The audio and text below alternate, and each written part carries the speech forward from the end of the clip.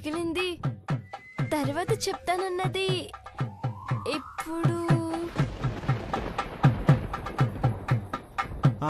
ఇప్పుడు ఏంటే? అదే బావా, బయట చెప్పాను కదా, అందరిలోనూ అడగలేంది నువ్వు మాత్రమే ఉన్నప్పుడు అడుగుతానన్నది. అది అది అడగడానికే వచ్చాను బావా.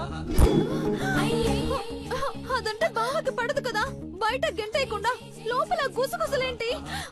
ఏం జరుగుతుందో ఏమో, అమ్మో నాకు టెన్షన్ గా ఉంది. బా కాసేపు మాట్లాడకుండా ఉంటావా?